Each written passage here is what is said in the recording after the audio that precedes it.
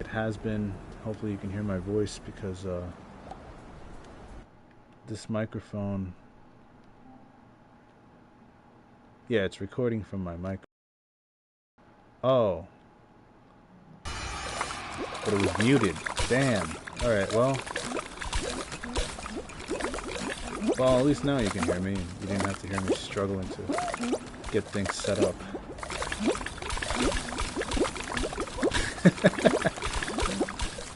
I'm over here thinking everybody's hearing me scramble to get views and try to get my music going. I do listen to music when I play this game usually. It's kind of boring without it, honestly.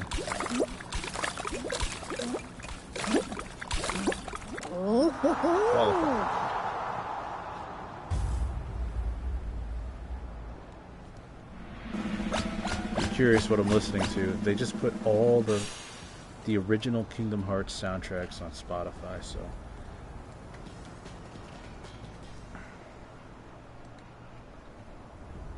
that's my jam right there. Kingdom Hearts 1.5 HD remix original soundtrack.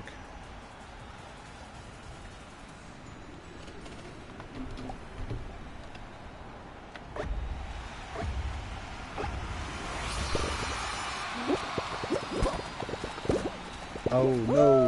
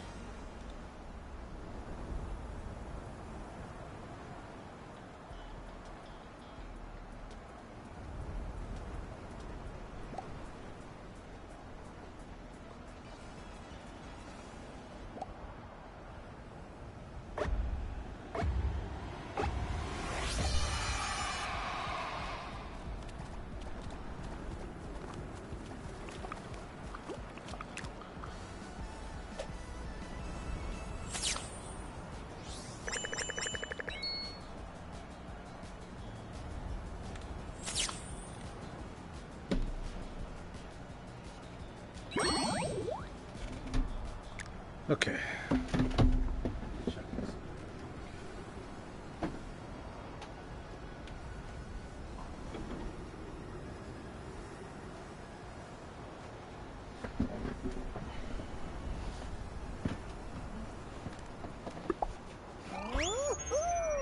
I might switch the stream around to Sonic Adventure later, so I'll just be doing it direct from the PC.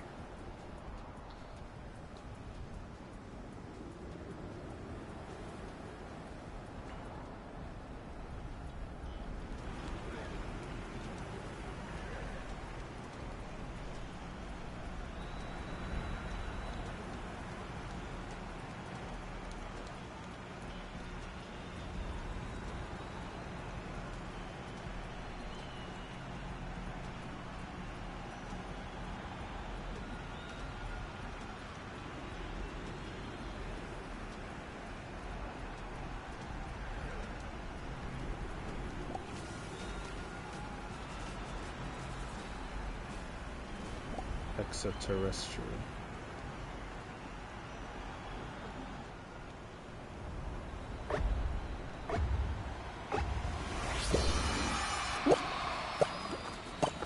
Oh, this is gonna be fun.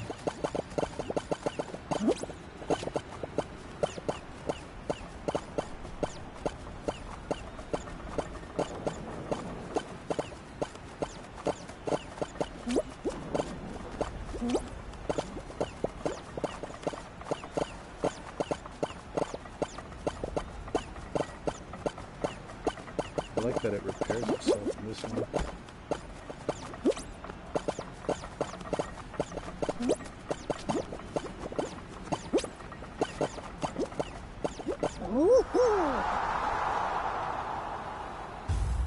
Very nice.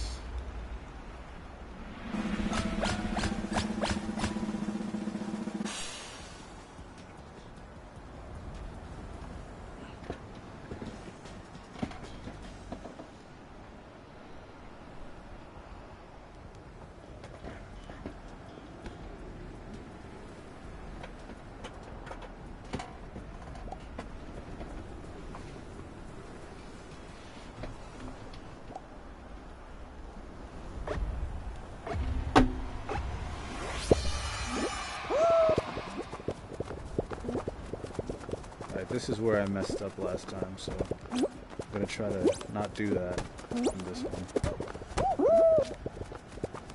I'm gonna try. Okay.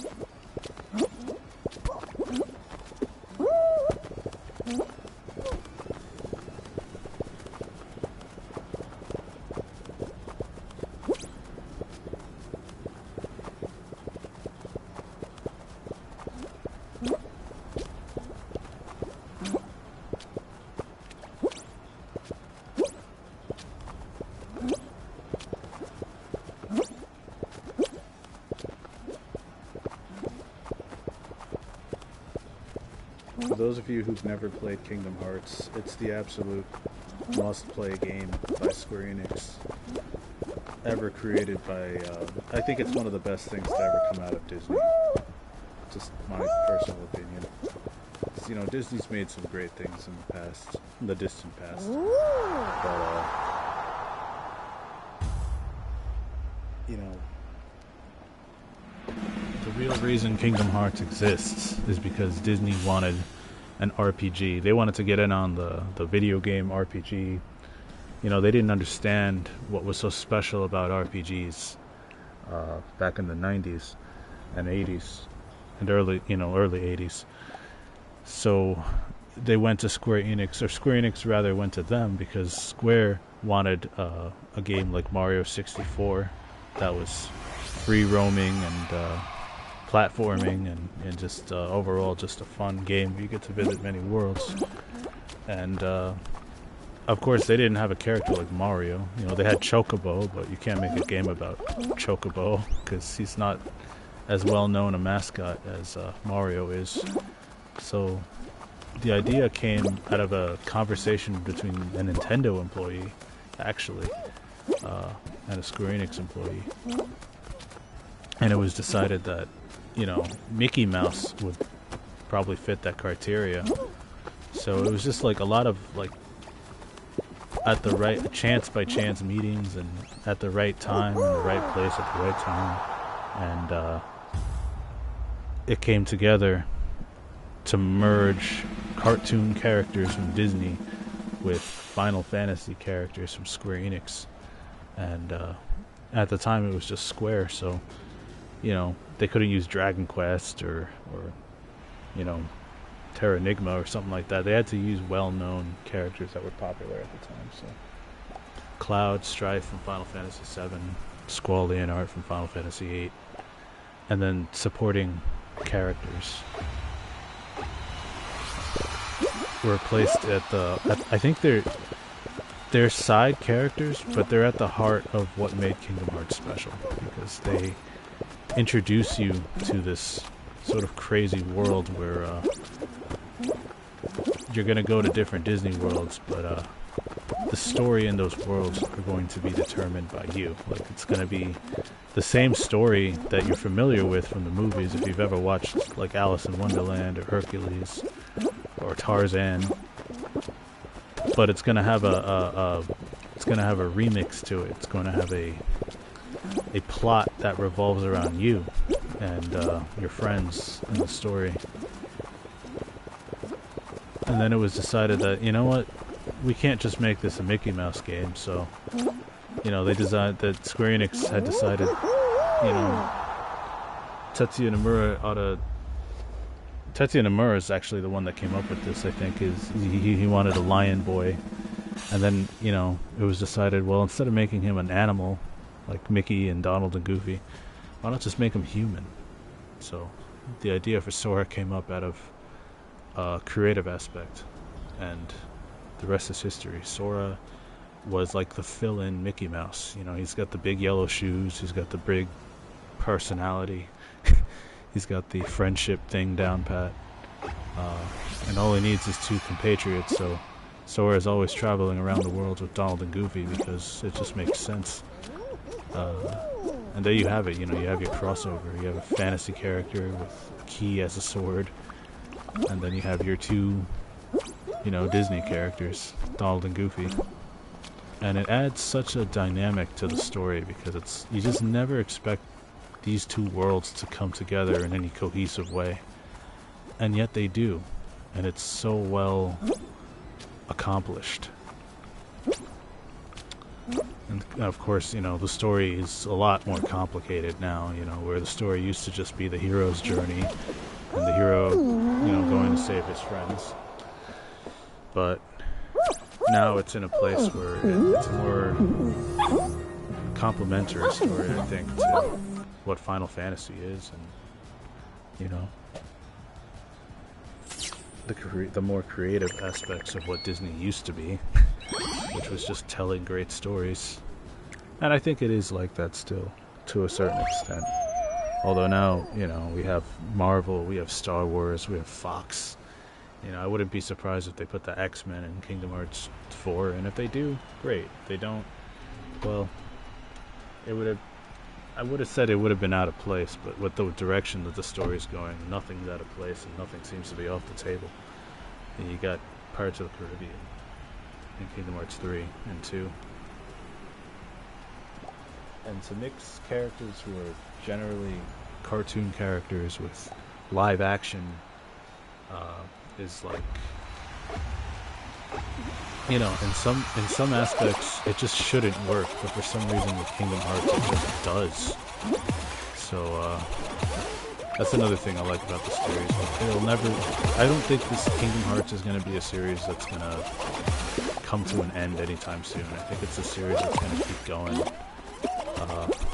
until they reach like at least a point where they can give the original characters a true ending and maybe focus on some new characters. Because as much as I like Sora and Riku and Kairi, I think that their story in Kingdom Hearts 1, 2, well, I'm gonna just say it, the story in Kingdom Hearts 1 and 2 was kind of just complete. It just felt very complete.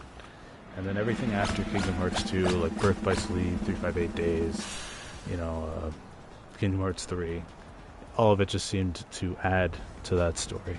And it was clear that there were some plot holes in Kingdom Hearts 2 that needed closing, so we got that in Kingdom Hearts 3, and now that the plot holes are tied up and there's new plot holes and new stories to be told in that world, I feel like it would make sense that the story only focused on Sora, or we got a new character to follow. Like how all the mobile phone games are following. You create your own character and you're the main character now. So something like that. I mean, it would probably work better that way, in my opinion. Back in the early 2000s, RPGs and MMO, like at the MMO, like Ultima, World of Warcraft, RuneScape, the MMO was like supposedly like something that it came out of an RPG. It's like it was like a spin-off genre of RPG, and now it's become synonymous with RPGs. Like almost everything today is online, So it would just make sense if they made an MMO, which they're kind of already doing with Kingdom Hearts Missing Link, but like that's a mobile game. You see an MMO, like a true MMO, like Final Fantasy XIV or Elder Scrolls Online, featuring Disney characters and Square Enix characters, it would probably be really, really popular. If Square really wanted to do that. I mean, they've already got a Dragon Quest MMO and 2 Final Fantasy MMOs, so what's a third one? Kingdom Hearts is one of their most popular franchises right next to Final Fantasy, so I think it would work really, really well if they did that. But at the same time, I also think, it'd be hard to manage the main series with an online series, so I think someone other than Nomura has to step in. Maybe Naoki Yoshida.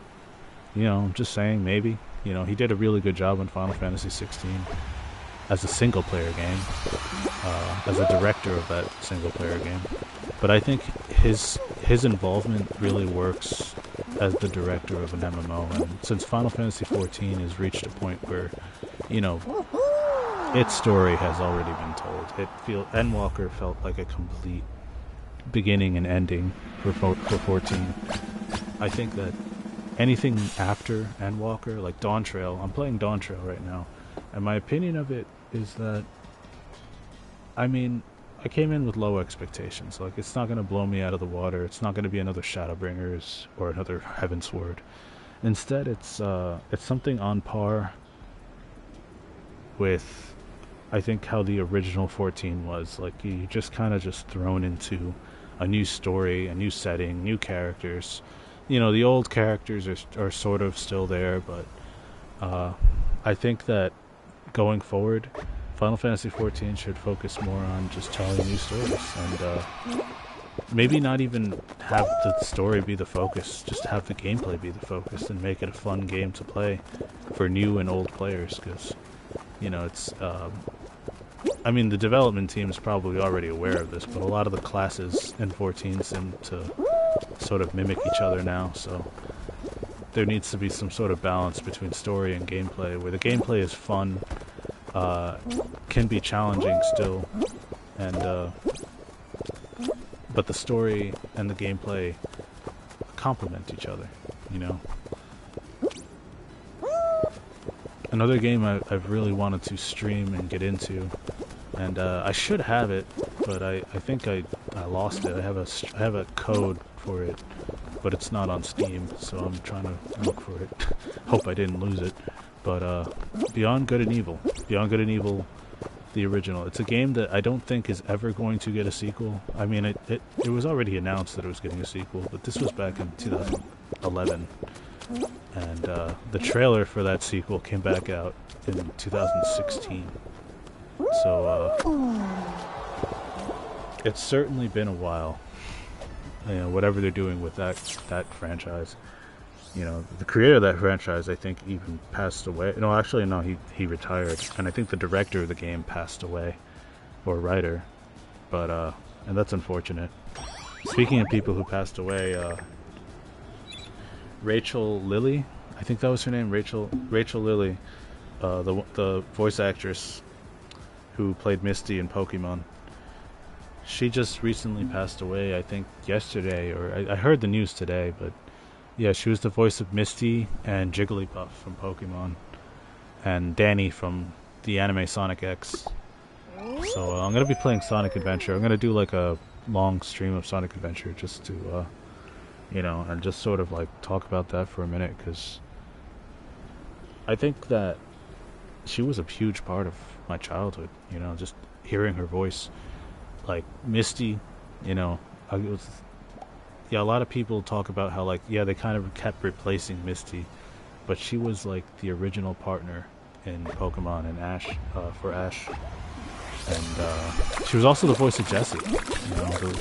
This makes again like two of the Team Rocket members have their voice actors have now passed, so it only leaves the voice of James. But yeah, she was very, very young. I think she was only 47, and she had been fighting breast cancer. And all of this news just came out today. Like I just heard about it today on Twitter and stuff. So rest in peace. Voice actors are people that we barely really get to know or hear about, but I think that they bring a lot to entertainment. Sometimes even more than like your regular Hollywood actors. I mean, I don't know.